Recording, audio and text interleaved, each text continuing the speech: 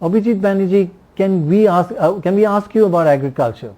You know, everybody says we spend too much on agriculture, we spoil the farmers, but compared to other countries, we do not subsidize our farmers anywhere near the level of farm subsidies that other countries give.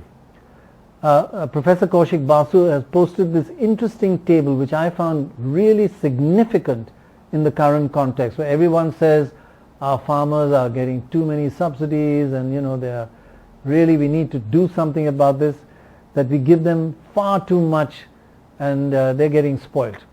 The reality is that all over the world farmers are given huge government subsidies. In China, the subsidies to farmers is over $185 billion. Europe subsidizes its farmers with over $100 billion.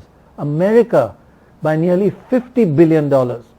Even a developing country that's much smaller than India has a farmer subsidy of $20 billion. That's Indonesia. Now, while India, just look at that table, has a total farm subsidy of only 11 billion. Now that is amazingly low. So we are not spoiling them. We are not over subsidizing them. On the contrary. So what are your views on the way this agricultural current crisis has actually unfolded, Abhijit? So let me put my cards on the table. I think that the farmers themselves realize that there is a problem. I don't believe that they are completely oblivious to the fact that the water table is falling catastrophically and that they have to sink the tube wells deeper and deeper. They're practical people. They understand that. So let's start by saying that it's even farmers in Punjab and Haryana who are up in arms fully understand that something will have to give eventually. Then there's a question of how do you get people to agree to a change? You get them to agree to a change by saying that, look, yes, you will lose on this, but we will find you some way to be at least substantially compensated. We will allow you to help you move to these specific crops, or we are going to declare a 5-year, whatever, the inputs will be free or some other way of doing it. We will give you a cash amount. I think my preference would be to use the PM Kisan model, but instead of 60,000 rupees, but for a bounded amount of time, and then we will change these other things. Yes, there are several alternative approaches and solutions.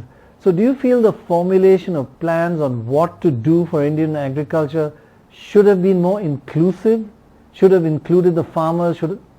We should have talked with the farmers to get their views? After all, they naturally understand agriculture and all the issues much better than most of us.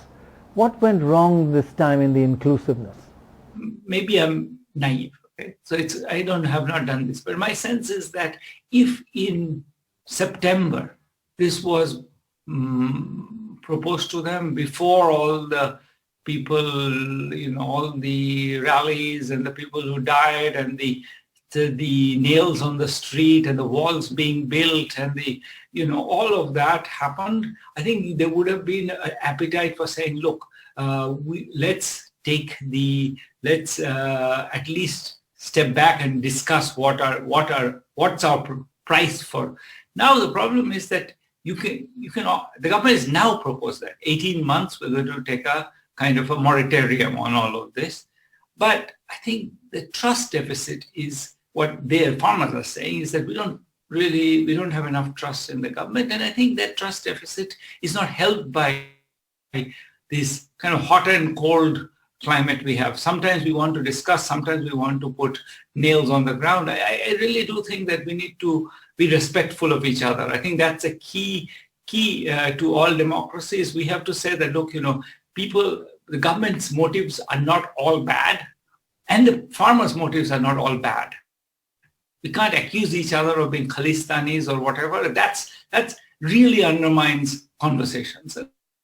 I think that to me is the critical mistake that's happened, is that I think we need to let people be.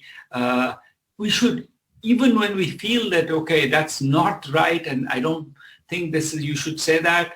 I think holding the bar very strictly at having respect for each other, speaking in a language that's acceptable to everybody. I think that, I think the farmers might have accepted that before. Now their backs are up, so it'll be harder for them to back off. Because of course they paid a cost, and if they just back off, people will say, why did we always die? Why did my friend die? And I do feel we are in a bit of an impasse now.